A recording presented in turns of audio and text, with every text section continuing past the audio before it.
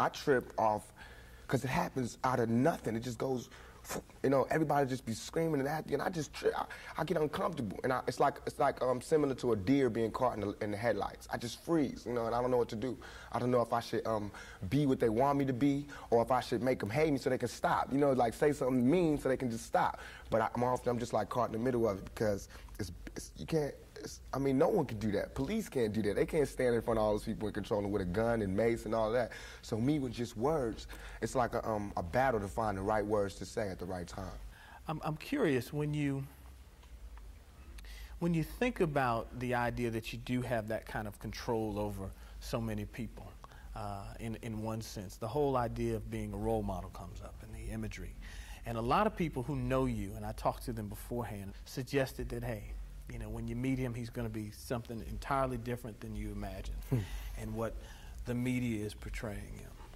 What about that idea that you have been portrayed, and sometimes, I mean, to be honest, you like the portrayal of you just hard, That's thug, right. That's right. don't step on me, That's right. you're in trouble. That's right.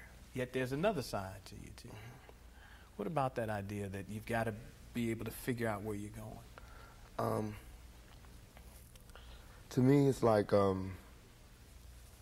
it is my sensitive side that that likes to blow up the hard side, because if my image or my reputation can stop a confrontation before it happens, I'm fine.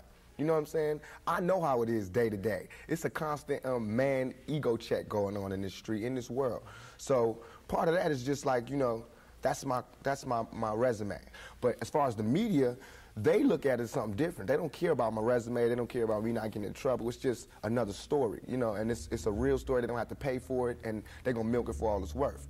As far as people, they want me, when they first see me, to humble myself. They want me to be like this and da-da-da, just because they're scared of me. But I don't feel like that's my job, to humble myself, to show you that I'm not a threat. I'm not a threat, unless you're a threat to me.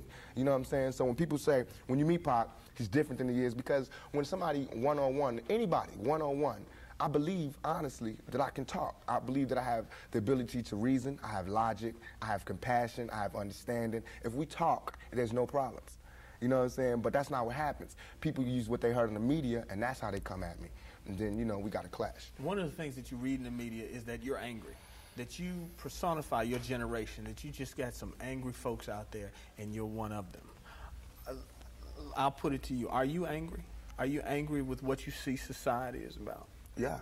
I'm extremely angry, confused. You know, a lot of the times that I sat up in court, I couldn't defend myself, you know what I'm saying? And it wasn't like the things they were saying about me were beyond my comprehension, or the things that I could say weren't going to help my case. But because, I mean, it's like being exiled, you know, from society. And that's how I feel. And this whole, the anger comes from, I'm tired of waiting for my past to get into society. All I ever wanted to do was make me and everybody around me feel more comfortable about where we were. You know what I'm saying? About the places that we stayed. This is our home base. Let's build it up. Let's be happy about where we come from.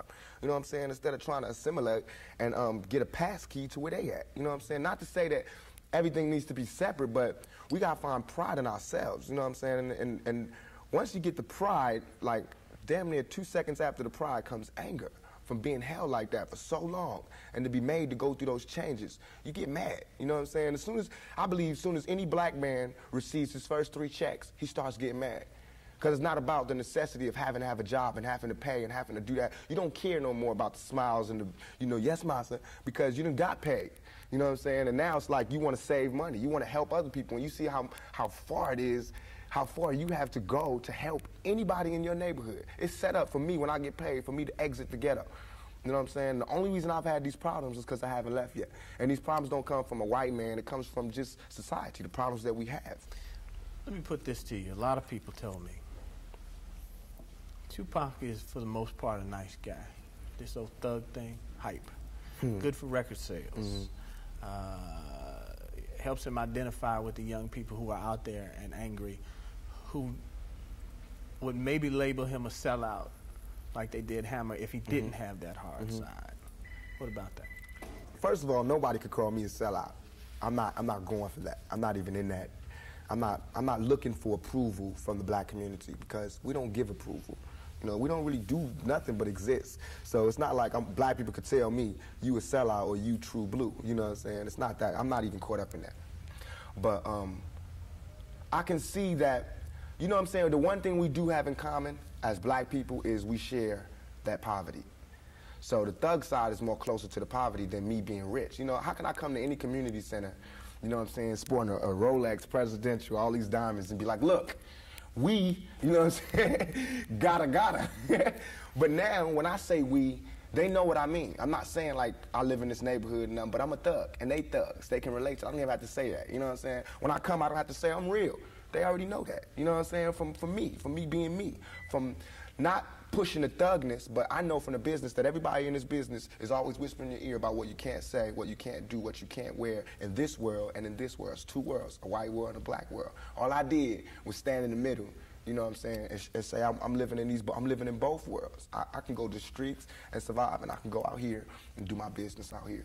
I'm play devil's advocate again. All right. Critics say, yeah, but you're being pimped. You're being pimped by the record executives who will allow you to do your thug life because it portrays a certain black. I mean, you've heard it, yeah, that if you were just a singer, you wouldn't have the same record contracts you have. Right. But because you portray the thug life, the gangster rap, they've allowed you to make that money. They've allowed you to push and make you platinum. I beg to differ. You know what I'm saying? I'm getting pimped. That's true. But just like how a woman would be, you know what I'm saying? Anybody to be pimped. You know, it's like, it's not that you get pimped, it's how long you get pimped. You know what I'm saying? Because if you really look at this situation, it is not I who's being pimped. When you look at them white kids with Raiders hats on, it's the white folks getting pimped. You know what I'm saying? Because I'm making their future. I'm writing down their curriculum. Right now, what I write in my album today, when it comes out in 2 months, that's what white kids is doing. So who really is getting pimped? What I'm writing in my raps is what them white kids is gonna be saying to their mamas and daddies when they come home. Who is getting pimped? You know what I'm saying? I'm a high school dropout. You know what I'm saying? As far as my teacher told me when I was in high school, I ain't gonna be, you know what I'm saying? I just gotta, it's going down. You know what I'm saying? It's going down. You know, everybody's getting pimped. Whether you work a 9 to 5 or whether you work for yourself, you're getting pimped by somebody. That's not the crime. The crime is how long you allow yourself to get pimped. You have to come up. Everything is a come up. Everything is a struggle. You start from the bottom, working to the top.